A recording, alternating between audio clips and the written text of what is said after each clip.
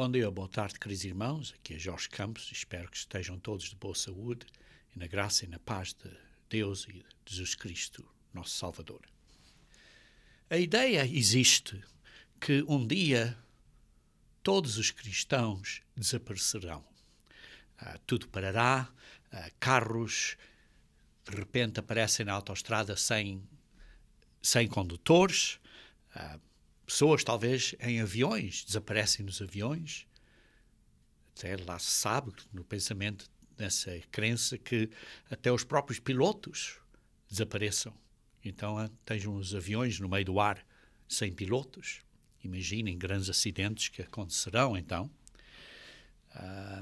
E é o que as pessoas pensam quando os cristãos são arrebatados para o céu. Queridos irmãos, hoje vamos analisar esta crença, a crença do arrebatamento secreto. E veremos porque é que é importante entender a verdade de Deus acerca da vinda de Cristo. Existem basicamente três variedades gerais acerca da vinda de Cristo.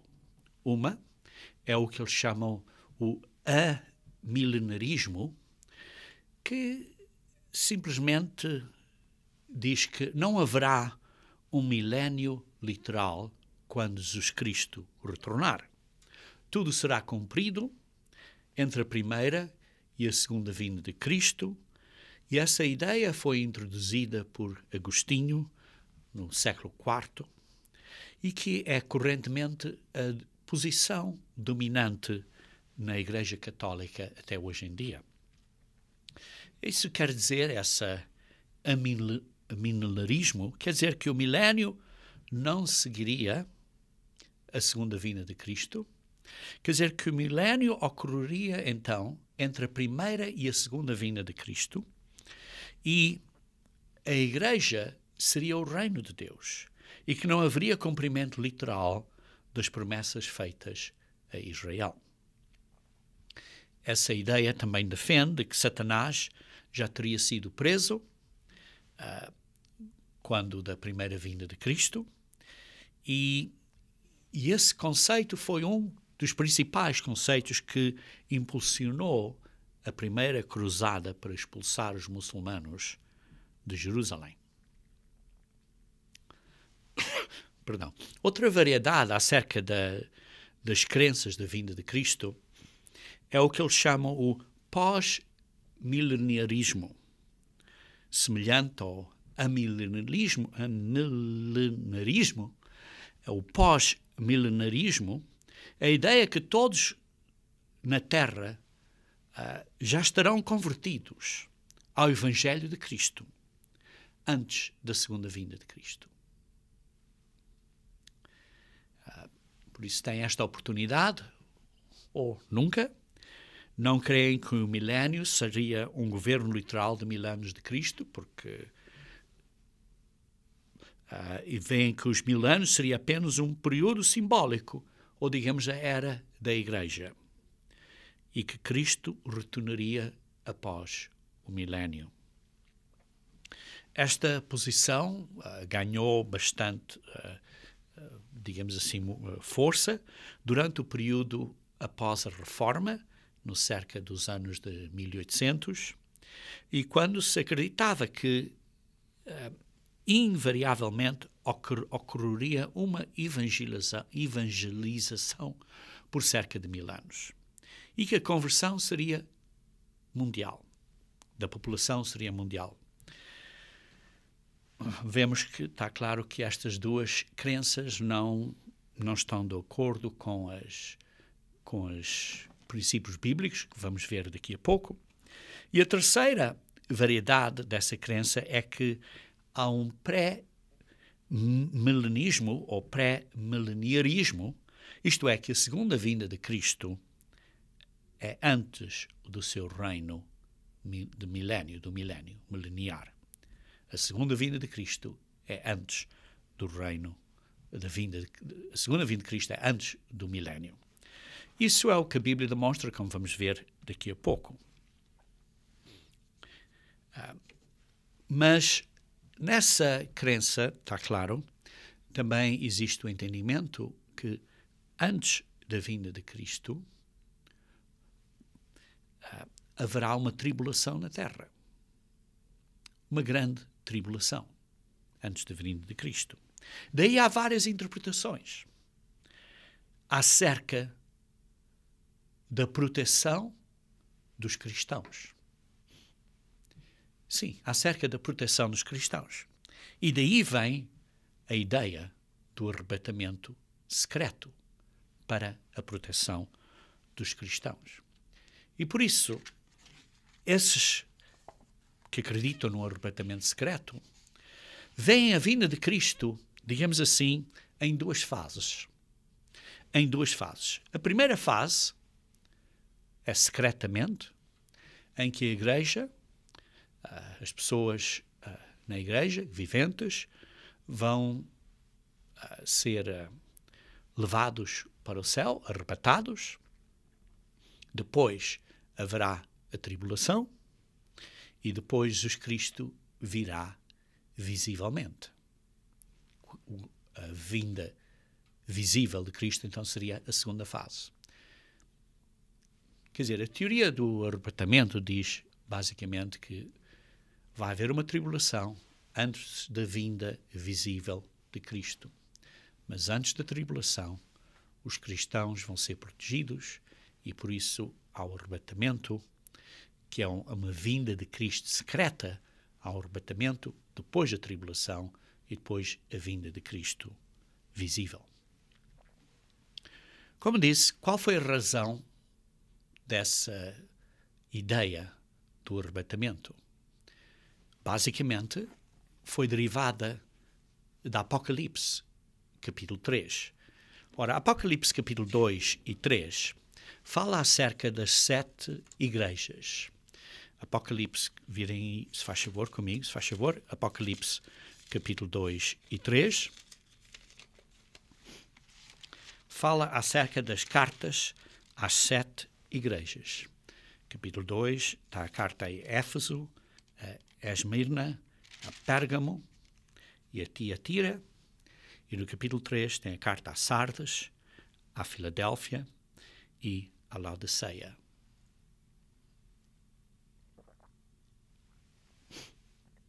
Ora,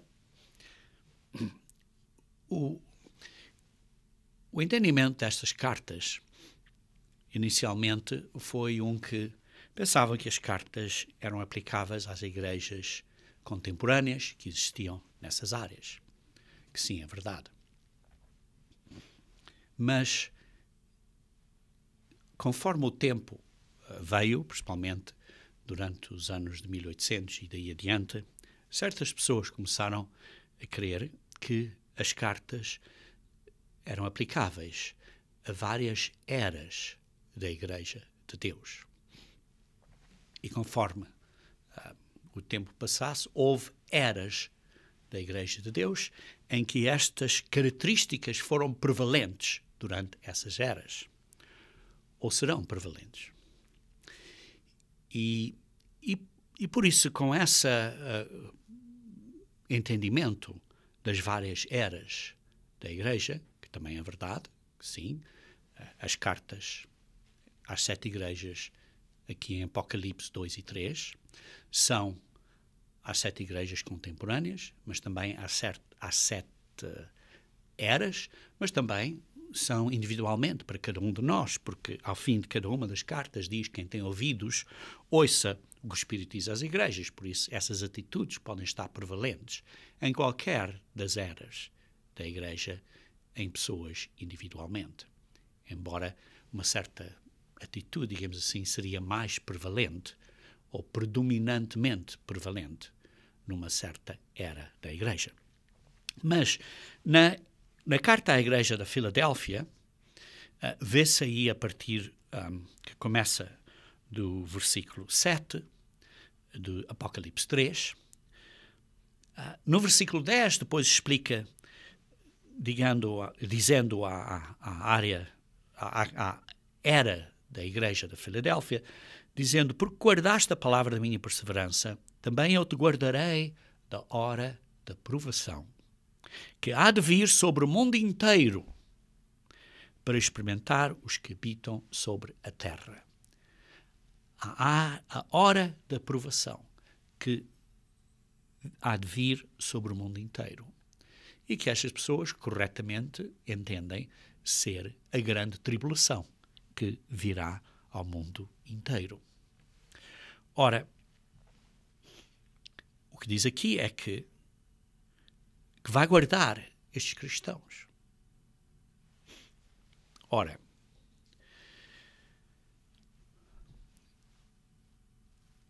imediatamente eles perguntaram: se Deus vai guardar os cristãos, como é que os vai guardar?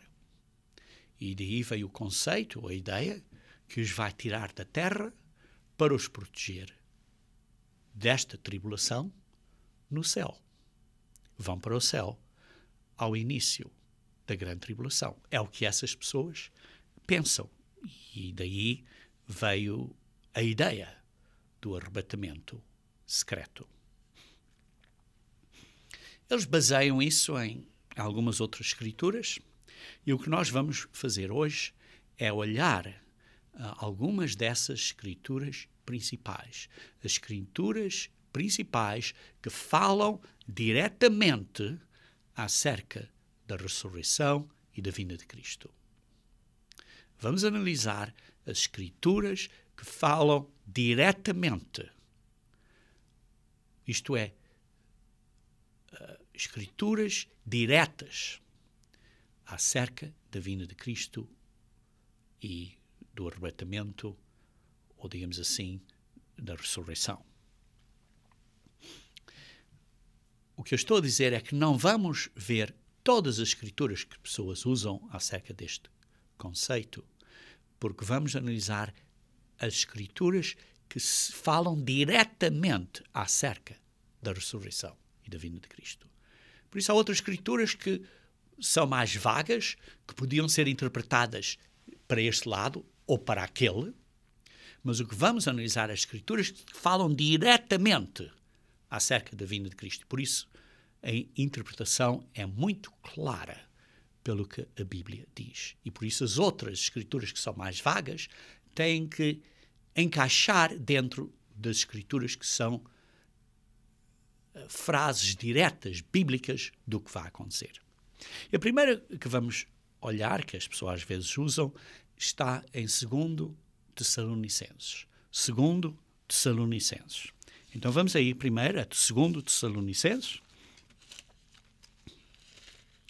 e capítulo 2.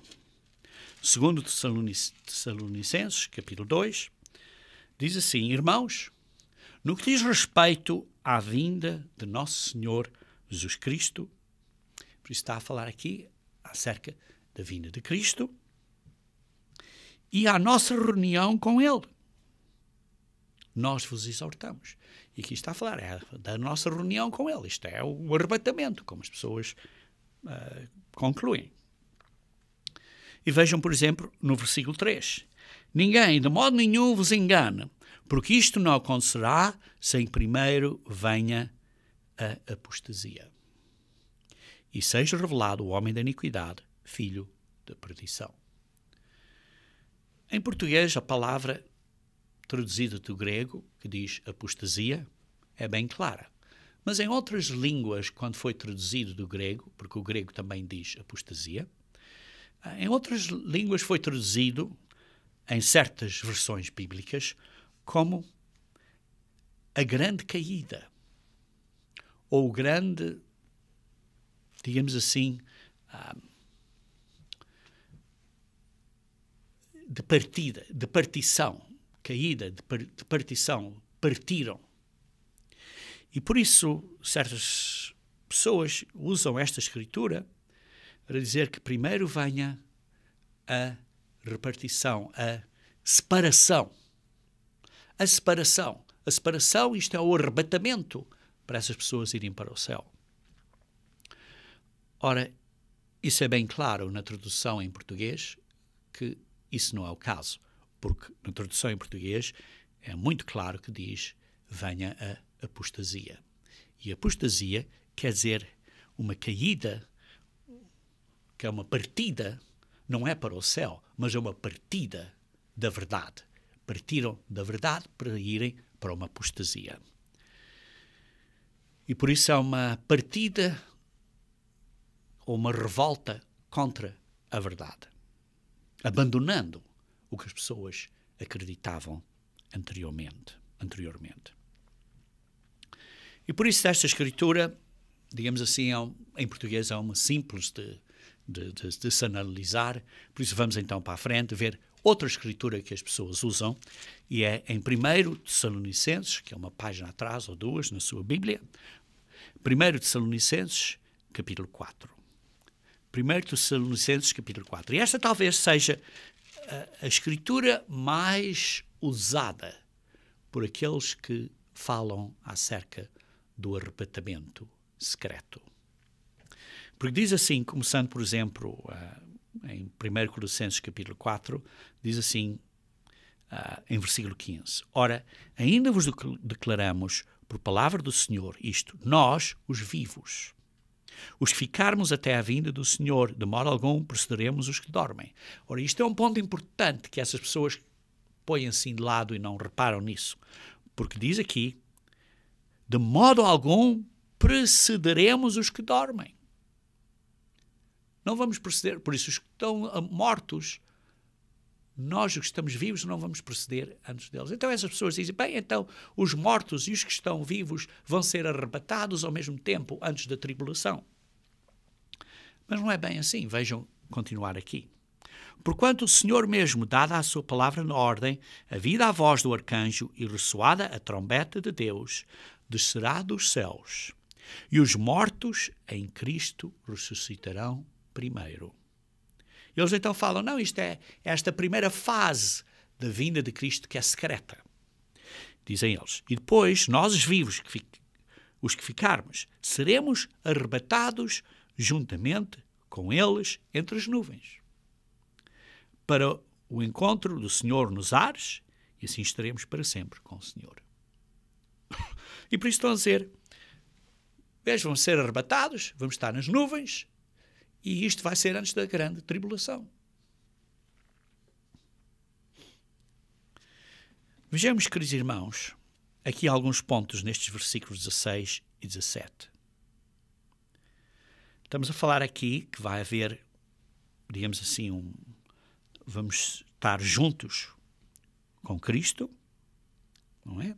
Mas vejam o que diz aqui. Os mortos ressuscitarão primeiro. Lê-se aí claramente, ao fim do versículo 16. Os mortos em Cristo ressuscitarão primeiro. Depois diz, haverá ouvida a voz do arcanjo. Ou como outras versões dizem, o alarido do arcanjo. Isto é um grito, é um alarido, é um alarme do arcanjo. Não é uma coisa secreta. Porque diz, ouvida a voz do arcanjo. Não é uma coisa secreta, é uma coisa bem ouvida. E depois diz, e ressoada a trombeta de Deus. Então há um som da trombeta. Isto não é secreto. Não está nada a falar aí que seja algo secreto. Por isso vemos aqui em 1 Tessalonicenses capítulo 4, que não é secreto, que os mortos ressuscitarão primeiro, antes dos vivos serem arrebatados, e que isto será durante a trombeta de Deus. Vai haver um alarido do anjo e uma trombeta de Deus. Diz assim, a trombeta de Deus.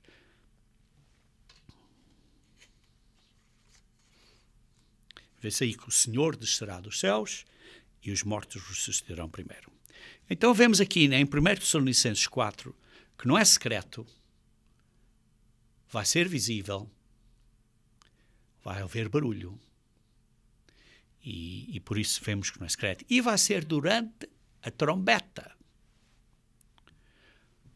Ok? Então está explicadinho aqui em 1 Tessalonicenses 4. Vamos então a ver a outra escritura que eles usam, que é em 1 Coríntios 15. 1 Coríntios 15. 1 Coríntios capítulo 15.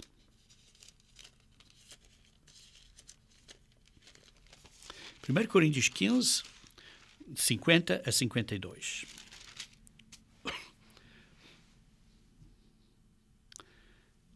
Afirmo isto, irmãos, que a carne e o sangue não podem herdar o reino de Deus, nem a corrupção herdar a incorrupção. Eis que vos digo um mistério: nem todos dormiremos, nem todos morreremos, mas transformados seremos todos. Isto é, os que ainda estão vivos durante o período de Cristo vão ser transformados. No momento, no abrir e fechar de olhos, quando? Ao ressoar da última trombeta. Vimos há pouco em 1 Colossenses capítulo 4 que seria o som da trombeta. Agora, 1 Coríntios 15 aqui, versículo 52, diz que será a última trombeta. A trombeta soará, os mortos ressuscitarão incorruptíveis, esses vêm primeiro, como lemos em Tessalonicenses capítulo 4, e nós seremos transformados. Vê-se que encaixa tudo muito bem. E quando é isso? É durante a última trombeta. A última trombeta. Ora, quando é que são as trombetas? Quando é que são as trombetas? As trombetas são depois da grande tribulação. E não antes. Vê-se aqui que a ressurreição e a transformação dos cristãos será durante a última trombeta. E a última trombeta é depois da sexta, é depois da quinta, é depois da quarta e assim. E a trombetas é depois da grande tribulação. Vejam comigo, se faz favor, em Apocalipse capítulo 6. Apocalipse, capítulo 6. Apocalipse, capítulo 6. Apocalipse, capítulo 6, vemos aí os selos. Os selos. No capítulo 1 fala acerca do primeiro selo, no capítulo 3 e 4 do segundo selo, 5 do terceiro selo e 7 do quarto selo. Esses são os 4 cavaleiros, digamos assim, os 4 cavalos.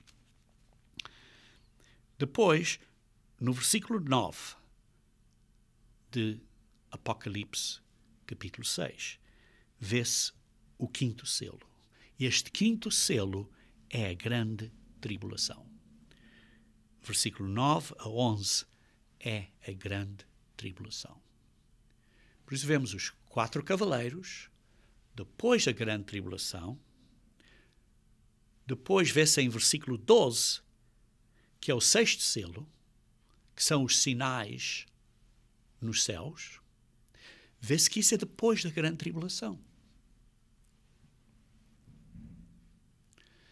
E depois vejam no capítulo 8, Apocalipse, capítulo 8, versículo 1 e 2, diz assim: e quando abriu o sétimo selo, sim, houve o primeiro, o segundo, o terceiro, o quarto, o quinto, que foi a grande tribulação.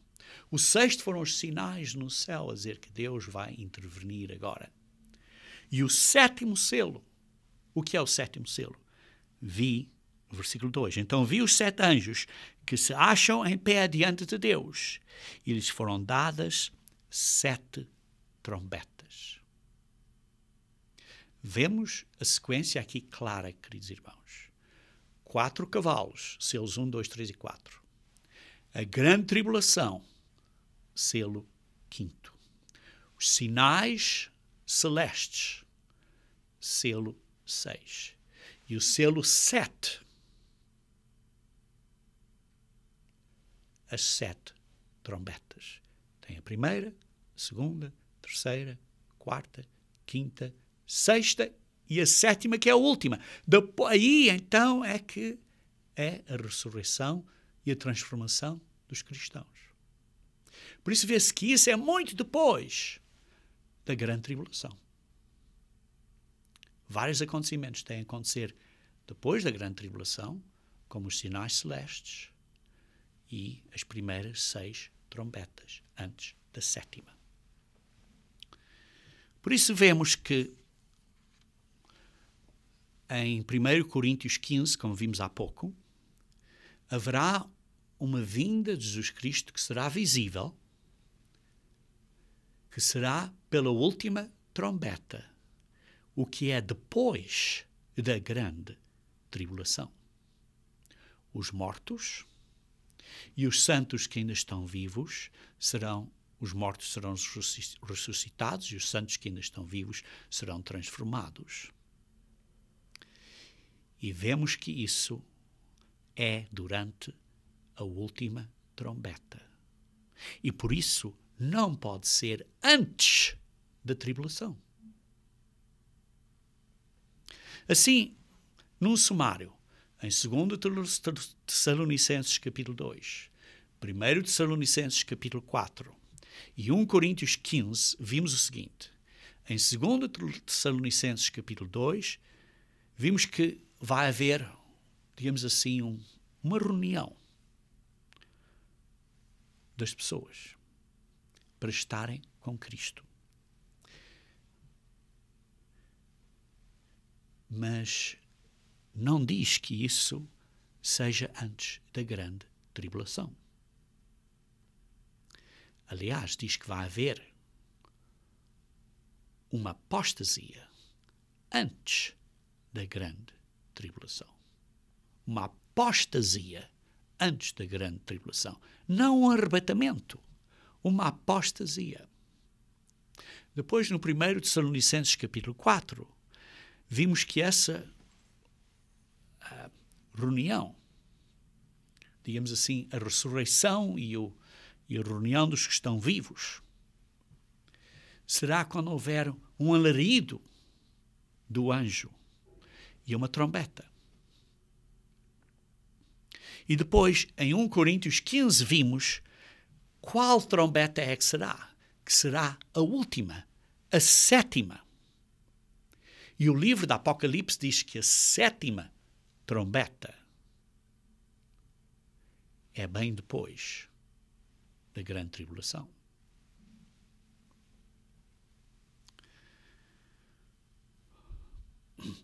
Por isso é que nós falamos acerca da ressurreição dos mortos e da vinda de Cristo. E toda a série de acontecimentos que acontecem, falamos acerca à volta da vinda de Cristo. Falamos isso para acontecer durante a última trombeta. E por isso é que nós falamos isso, ou ligamos isso, ao simbolismo da festa das trombetas.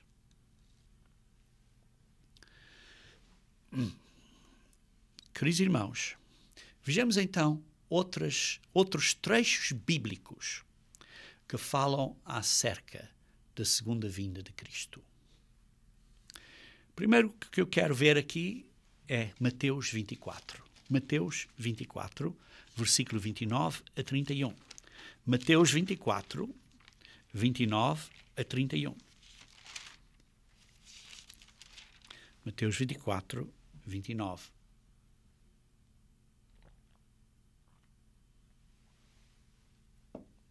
Diz assim: logo, em seguida à tribulação daqueles dias. Vê-se que é depois da tribulação. O sol escurecerá, a lua não dará a sua claridade, as estrelas cairão do firmamento e os poderes do céu serão abalados. Os sinais celestiais. Como vimos a tribulação, os sinais celestes e depois as trombetas. E depois disso, então aparecerá no céu o sinal do Filho do Homem. Todos os povos da terra se lamentarão e verão o Filho do Homem vindo sobre as nuvens. Não é secreto. Verão. É visível. Verão o Filho do Homem vindo nas nuvens do céu com poder e muita glória. E ele enviará os seus anjos com grande clangor de trombeta. Com a trombeta, como vimos, esta trombeta. E como vimos aqui no versículo 29, foi depois da grande tribulação. Ele enviará os anjos com grande clangor de trombeta. Isto não é secreto, é grande clangor de trombeta. os quais reunirão os seus escolhidos, os verdadeiros cristãos, dos 4 ventos, de toda a terra, onde eles estejam. Isto é o arrebatamento, mas não é secreto, de uma a outra extremidade dos céus. Por isso vemos que é depois da tribulação, Jesus Cristo está nas nuvens, os que são reunidos são os escolhidos, são os cristãos, e quando houver a trombeta. Vimos que isto é muito claro de descrições diretas bíblicas. Queridos irmãos, não podemos estar a seguir versículos que as frases sejam vagas, que podiam ser isto ou podiam ser aquilo. Temos que pôr primeiro as escrituras que são claras, diretas, implícitas. Como vemos aqui, é muito claro. E em Mateus 24 clarifica e dá um resumo muito claro do que acabamos de ver nas outras anteriores, isto é em Tessalonicenses e em Coríntios. Vejam outra escritura direta também bíblica, na Apocalipse, capítulo 11. Apocalipse, capítulo 11.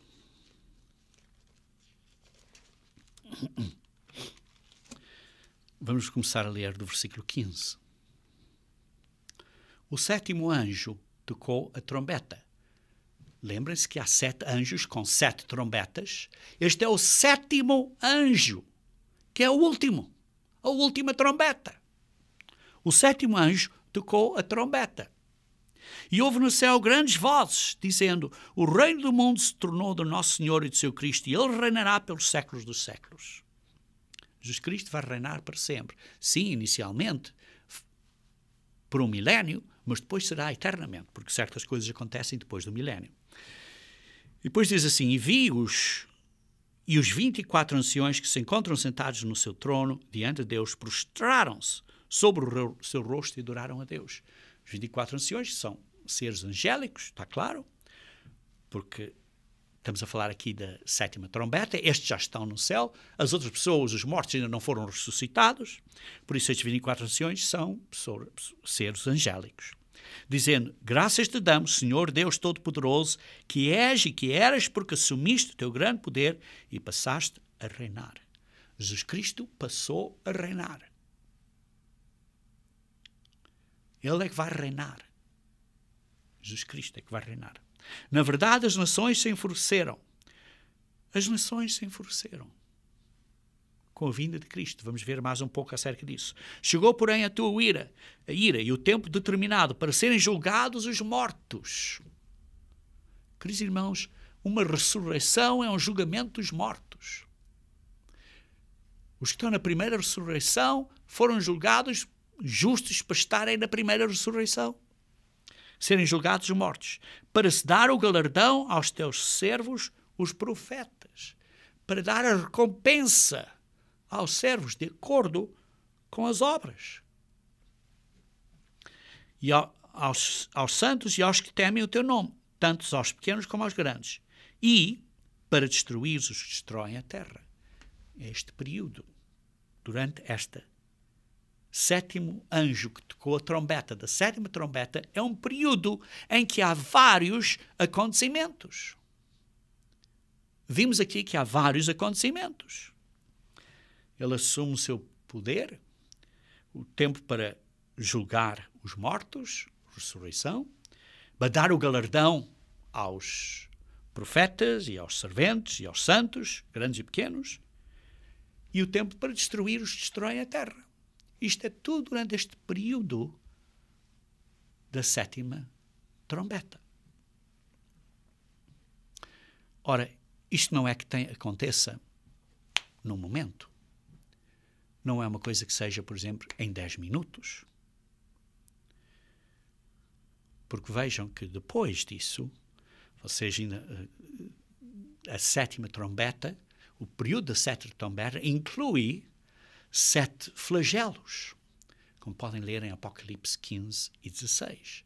o período da sétima trombeta inclui 7 flagelos, de Apocalipse 15 e 16, durante este período da sétima trombeta.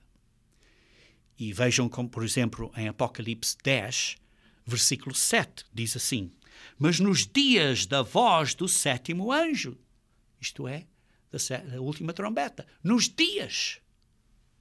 Isto demorou mais do que 1 minuto, ou mais de 10 minutos, porque diz nos dias da voz do sétimo anjo, quando ele estiver para tocar a trombeta. Isto é um período de alguns dias, como veem. Começa com as pessoas a verem a vinda de Jesus Cristo. E vemos que as nações se vão juntar para lutar contra Cristo. Porquê é que as nações se juntam para lutarem contra Cristo? Porque veem Cristo a vir. Porque veem Cristo a vir. Vejam na Apocalipse 16. Apocalipse 16.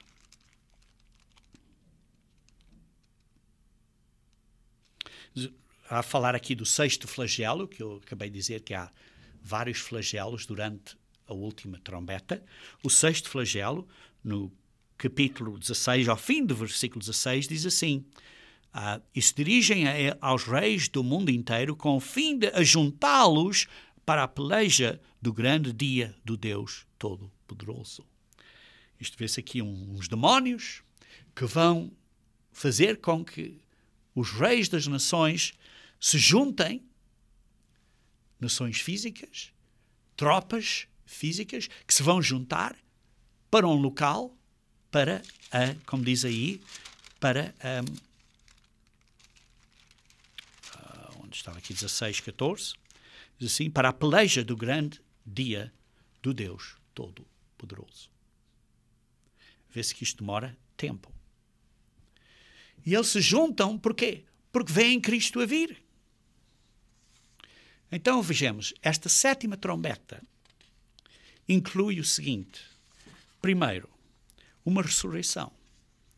Os santos são recompensados, o galardão aos santos. E uma série de eventos para destruir os que destroem a terra. E depois disso é que Cristo está de pé no Monte das Oliveiras. Vejam, por exemplo, em Apocalipse 19, versículo 11 a 19. Apocalipse 19, versículo 11 a 19, diz assim: vi o céu aberto e eis um cavalo branco. O seu cavaleiro se chama Fiel e Verdadeiro e julga e peleja com justiça. Isto é Jesus Cristo. Os seus olhos são chama de fogo. Na sua cabeça há muitos diademas. Tem um nome escrito que ninguém conhece senão ele mesmo. Está vestido com um manto tinto de sangue. E o seu nome se chama o Verbo de Deus. Isto é Jesus Cristo. E seguiam os exércitos que há no céu, montando cavalos brancos com vestiduras de linho finíssimo, branco e puro. Sai da sua boca uma espada afiada para com ela ferir as nações. Ele mesmo a regerá com cetro de ferro, e pessoalmente pisa o lagar do vinho do furor da ira do Deus Todo-Poderoso. Tem no seu manto e na sua coxa um nome escrito Rei dos Reis e Senhor dos Senhores. Então vi um anjo posto em pé no sol e clamou com grande voz, falando a todas as aves que voam pelo meio do céu: vinde, reuni-vos para a grande ceia de Deus, para que comais carnes de reis, carnes de comandantes, carnes de poderosos, carnes de cavalos e de seus cavaleiros, carnes de todos, quer livres, quer escravos, quando pequenos, quer grandes. Isto é destes militares que estão a ir para lutar contra Cristo. Vê-se aí que essas pessoas estão a congregar para pelejarem com Cristo. Vejam no versículo 19. E vi a besta e os reis da terra, com os seus exércitos, congregados para pelejarem contra aquele que estava montado no cavalo. Isto é, contra Jesus Cristo e contra o seu exército. E aqui vê-se que em Apocalipse 11 e em Apocalipse 19, o que é que vemos? Que é um período da sétima trombeta, como vimos em Apocalipse 11, versículo 15. Vimos que Jesus Cristo é visível no céu e por isso é que as nações se reúnem. Vê-se que ele está a descer para a terra. Os santos são reunidos, são congregados, são arrebatados, são galardoados, são recompensados. Isto é tudo durante este período da sétima trombeta. Aqui vemos, queridos irmãos, num ponto muito simples, simplificando isto tudo, que a ressurreição não acontece antes da sétima trombeta. A ressurreição e a transformação dos cristãos para serem seres espirituais não acontece antes da sétima trombeta. Isto é, não acontece antes da grande tribulação.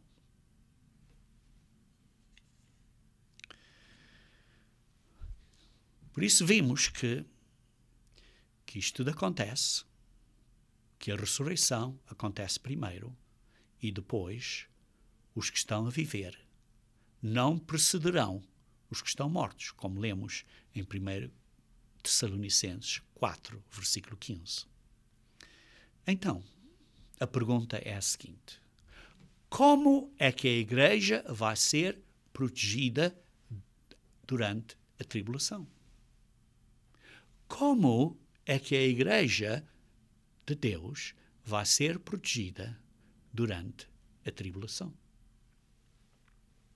Porque, ao fim de contas, esse entendimento de que a igreja vai ser protegida, baseado em Apocalipse 3, lembrem-se, Apocalipse 3, versículo 10, diz assim: guardaste a minha palavra, da minha perseverança, também eu te guardarei na hora da provação que há de vir sobre o mundo inteiro.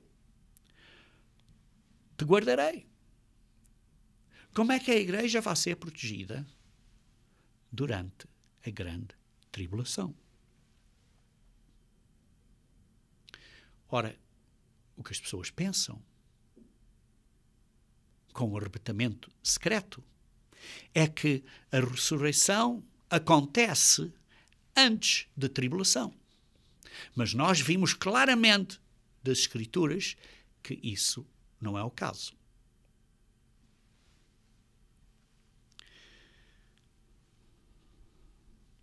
Entendem isso?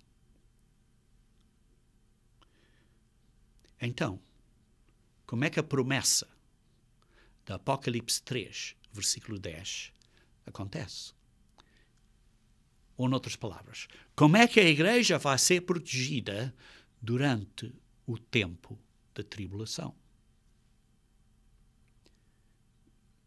Algumas pessoas perguntam: vocês acreditam que a igreja vai ser protegida durante a grande tribulação? Sim. Pois isso é o que é descrito em Apocalipse 12. Apocalipse 12. Vejamos então Apocalipse capítulo 12. Vamos ler então Apocalipse capítulo 12, devagarinho. E diz assim: viu-se um grande sinal no céu, a saber, uma mulher vestida do sol, com a lua debaixo dos pés e uma coroa de 12 estrelas na cabeça. Quem é esta mulher? Quem é esta mulher? Que é importante, como você define esta mulher no versículo 1, é importante. Alguns dizem que é Israel.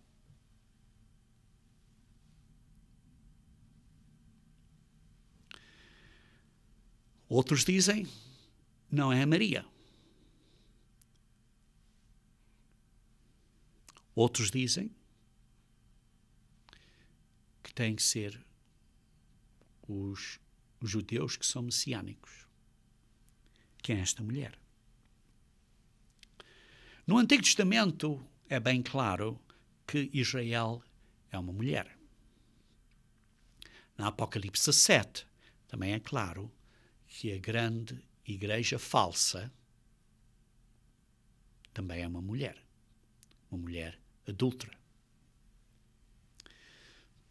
Mas vejamos aqui, por exemplo, só um exemplo aqui, em Gênesis capítulo 37. Gênesis capítulo 37. Gênesis 37, versículo 9 e 10.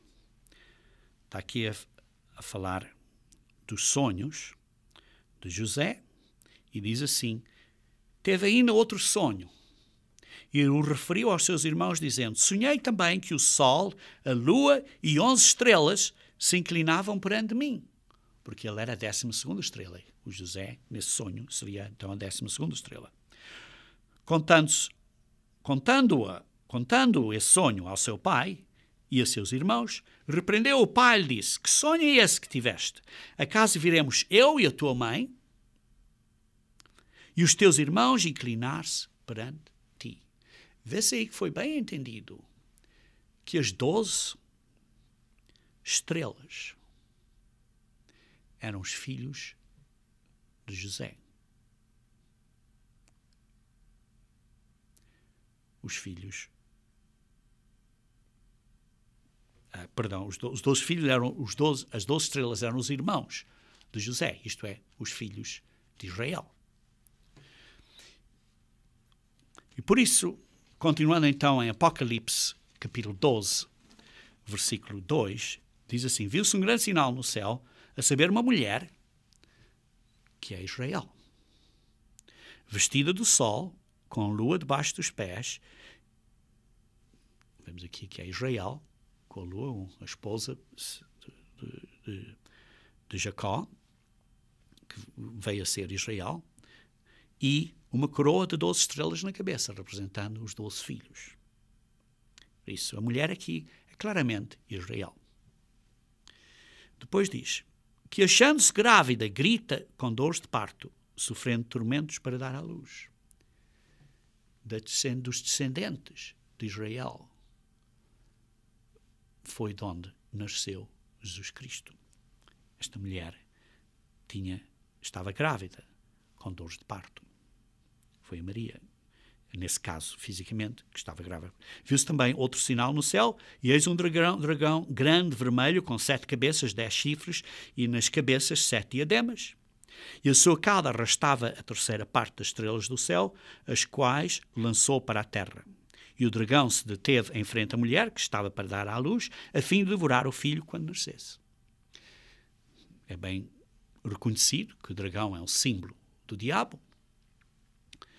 E o diabo, com a sua cauda, digamos assim, arrastou uma 3ª parte das estrelas do céu, isto é, dos anjos, e eles ficaram demónios. 1/3 dos anjos se tornaram demónios, os quais lançou para a terra.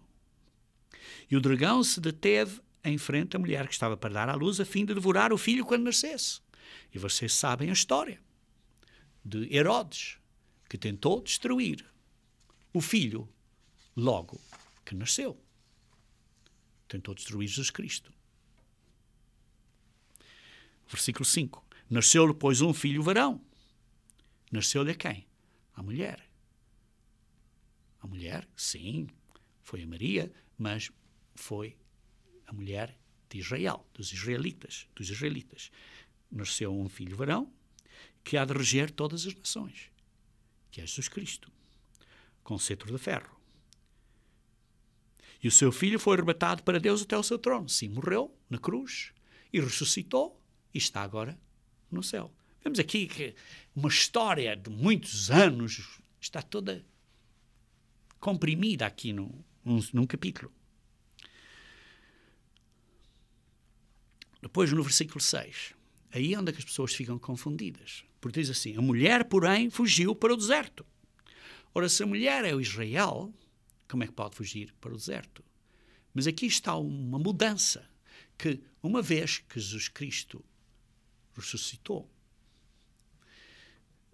vemos que a mulher agora é a igreja do Novo Testamento. É o corpo de Cristo. É Israel espiritual. Não é mais a Israel física, a Israel espiritual. Por isso agora, a partir do versículo 6, há uma mudança de quem é a mulher. A mulher, primariamente, é a Igreja de Deus. Porque, continua aí, fugiu para o deserto, onde lhe havia Deus preparado lugar para que nele a sustentassem durante 1260 dias. E na profecia, um dia representa um ano, como podem ver isso em profecias, em Números, em Ezequiel, e então representa 1260 anos. Isto então significa que a verdadeira Igreja de Deus foi escondida no deserto por 1260 anos. Durante esse período, quase que não existe história da Igreja de Deus. Não existe. A Igreja, sim, é chamada a Israel de Deus. Vocês podem ler isso em Gálatas 3, versículo 29, e 28 e 29, em que demonstra que aqueles que são verdadeiros judeus são os verdadeiros cristãos, espiritualmente. E também em Romanos 2, versículo 25 a 29. Um verdadeiro judeu é um que obedece a Deus. Ora, isto não elimina as promessas feitas às nações de Judá e às nações de Israel. Essas promessas ainda continuam, porque vocês podem ler isso em Romanos 11, no versículo 26, 25 e 26, a dizer que todo o Israel será salvo. Por isso, essas promessas ao Israel físico continuam, não desaparecem. Mas aqui nesta Apocalipse capítulo 12, agora está a falar da mulher que é primeiramente a Igreja de Deus. Por isso, neste senso, na primeira parte do capítulo 12 do Apocalipse, a ênfase principal da mulher é Israel físico. A partir do versículo 6, a ênfase principal da mulher é Israel espiritual, a Igreja de Deus.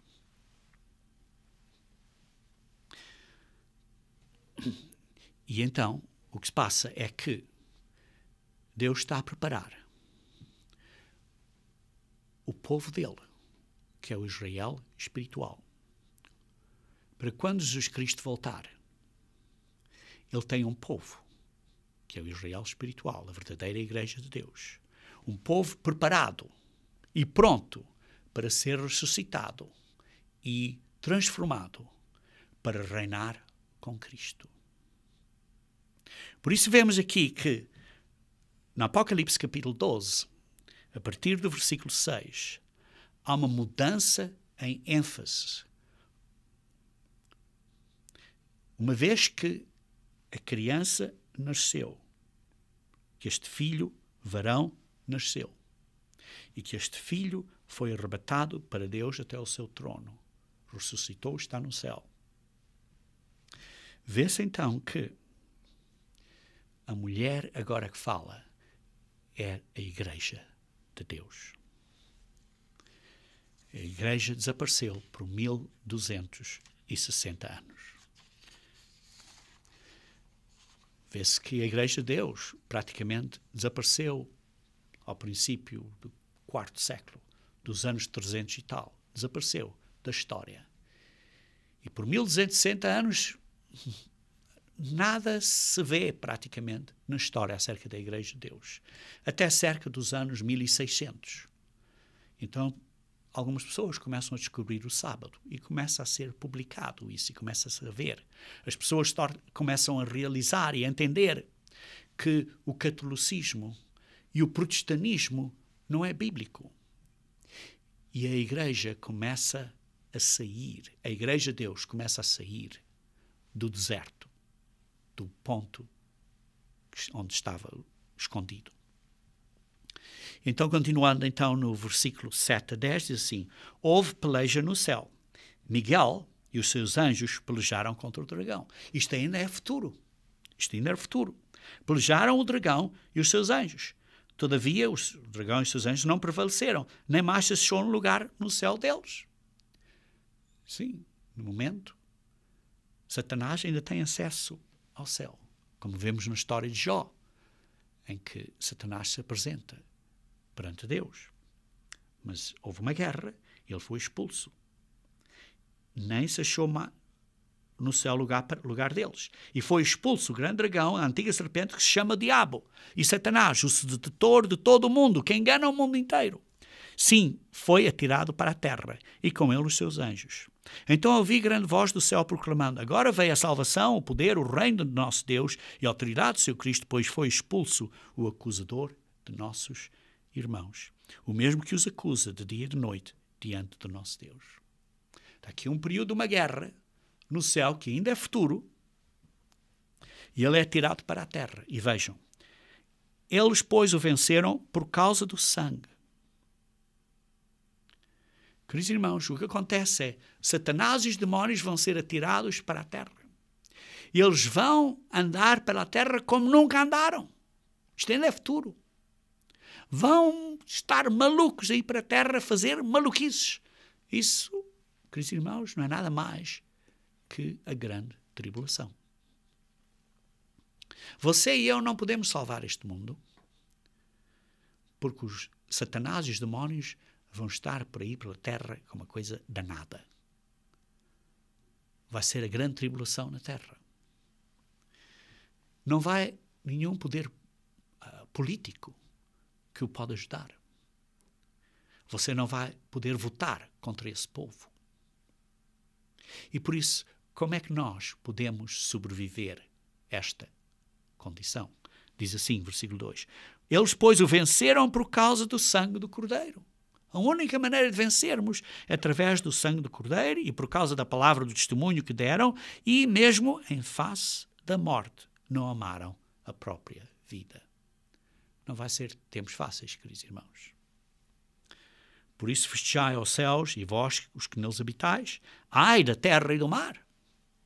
Pois o diabo desceu até vós, cheio de grande cólera, sabendo que pouco tempo lhe resta. Quando isto acontecer, ele verá, não há mais nada a fazer. Que simplesmente é o fim. Quando, pois, o dragão se viu atirado para a terra, perseguiu a mulher, a igreja.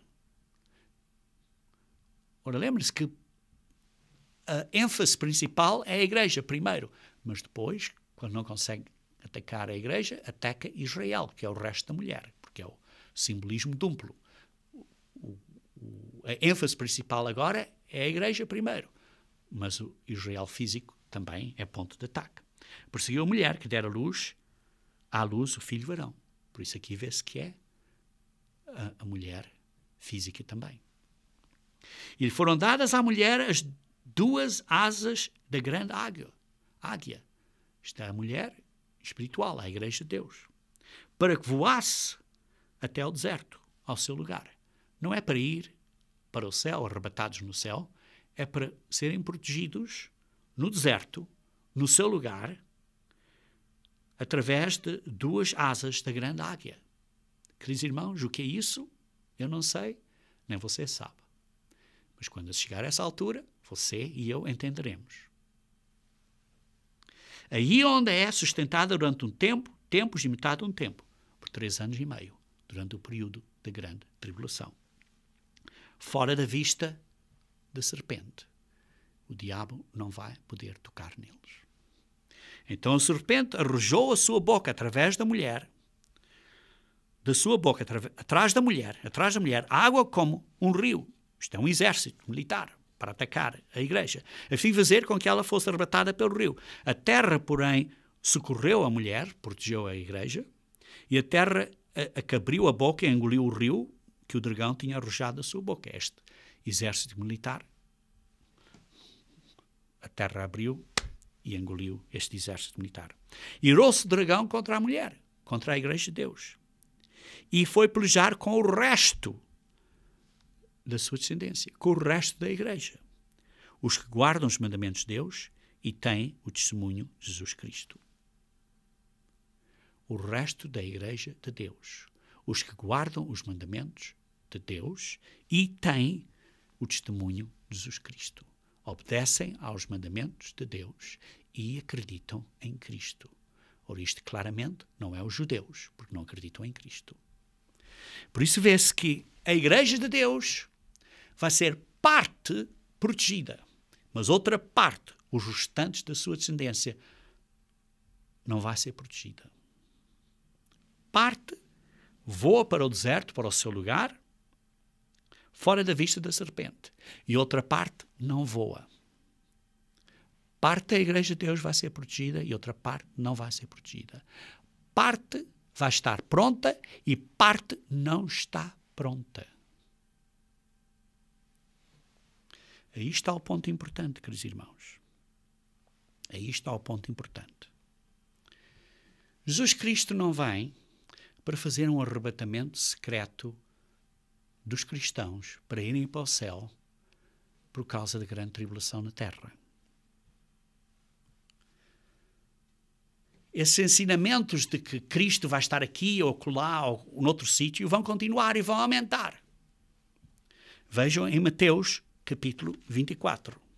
Mateus capítulo 24. Mateus capítulo 24.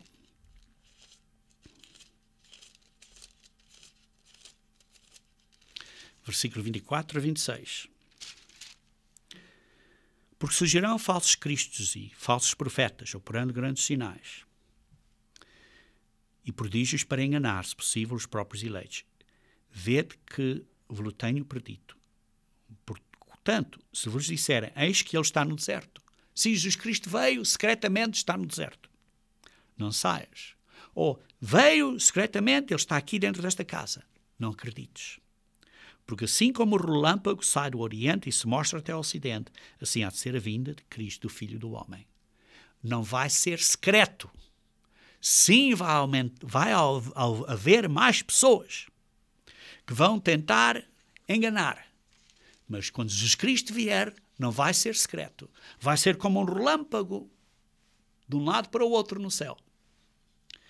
Vai ser como as pessoas vão dizer, uma invasão de seres de outro mundo. E por isso hoje em dia é que há estas histórias todas demónicas para começar a pôr pensamentos nas pessoas que vai haver uma invasão de outros extraterritoriais para invadir a Terra.